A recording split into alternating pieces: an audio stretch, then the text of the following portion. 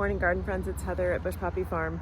I'm out here to harvest really quick. It's very early, still very foggy, and I'm out here to harvest for a custom bouquet, but I wanted to show you one of the reasons I want to put the deer tunnel up.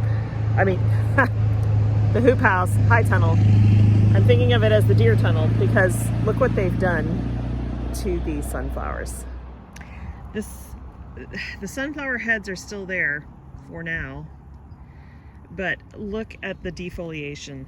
This was a very, very thick stand of foliage 2 days ago. And so and also down here, these were sunflowers that were coming along, seedlings, now they're gone.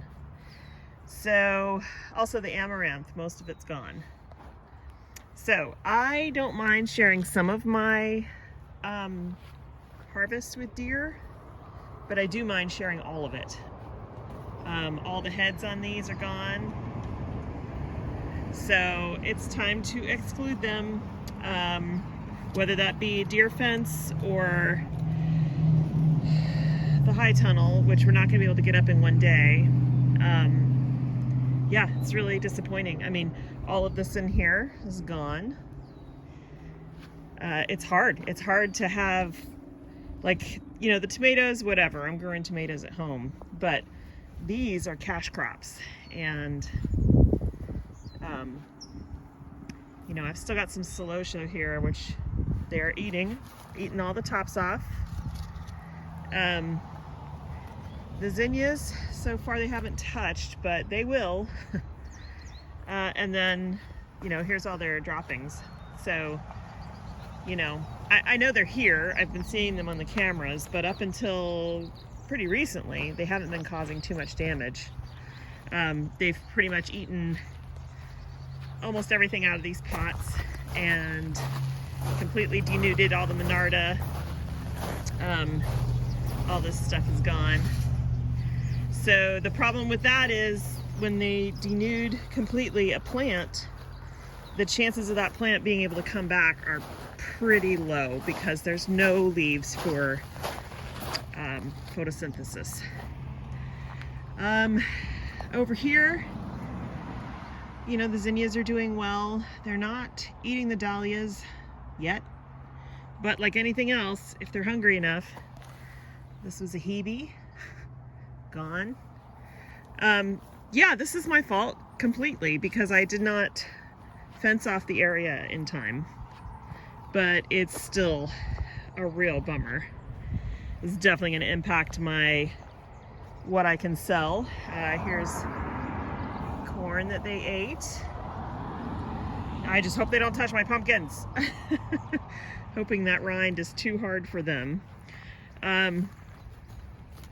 So yeah, it's time. I need to buy a bunch of T-posts. That needs to be the priority now. It's putting up a deer fence because all of this will be gone if I let it go another couple nights, and then I'll really be in trouble because then I'll have to buy flowers to make bouquets, and that is not obviously what you want to do. Well, there's something very pretty. Kind of shocked at this point that they haven't taken these zinnias or... Oh, good morning, bee. Oh, you know what?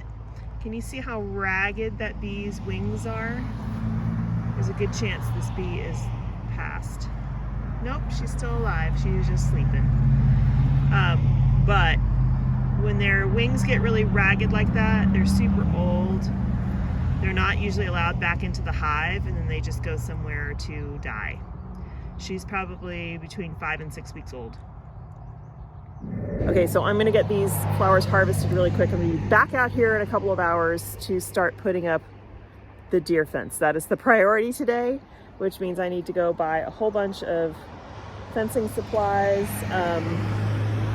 and fence off all of these areas, including the lower area, even though we're going to be putting up a deer fence. I mean, the hoop house. That hoop house is going to take you know, more than a couple days to install. And if I feel like if I let it go too much longer, they're going to decimate everything. I do have a net, so I might be able to rig up. So this net is hugely long. Here, let me show you. This net right here, it's really long. It's plenty long to cover the whole field down there. So I think that's what I'm going to do for the interim. I think I'm just going to lay it over the posts and seal off the area because they won't be able to get through the net. And then that way, at least while we're constructing the hoop house, that stuff is safe. But up here, I need to fence the whole thing off. So not going to look pretty, but at least it'll keep the deer out. And I'm sorry, deer, you're going to have to find other browse. We also need to safety secure all of Griffin's stuff because they are munching on all of his things as well, as you can imagine. Okay, so I haven't even started harvesting yet for this bouquet, but I wanted to show you.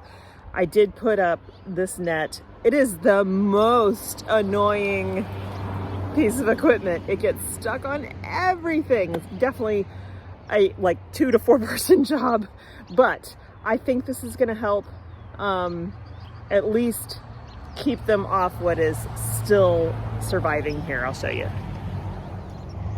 Okay, I don't know how much you can see of the net in this video, but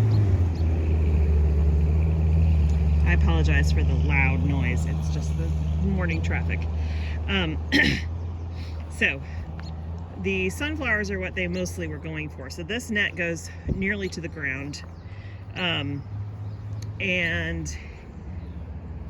you know, they can't eat through it because it is very tightly woven. This is bird netting, actually. This is meant to keep birds off of berries and stuff.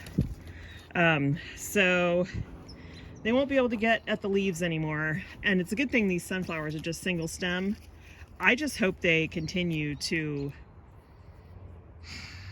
I don't know. I mean, I've lost a lot of flowers to them. So I hope that the ones that are still here will actually continue to open.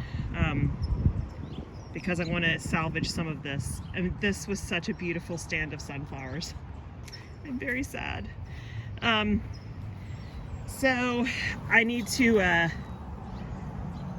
you know, keep an eye on it. We are obviously going to put up the hoop house, and I can keep that closed. I can keep the sides closed and everything, and hopefully that will prevent this from ever happening again. But expensive lesson on my part. Now the zinnias aren't as protected here as you'll see.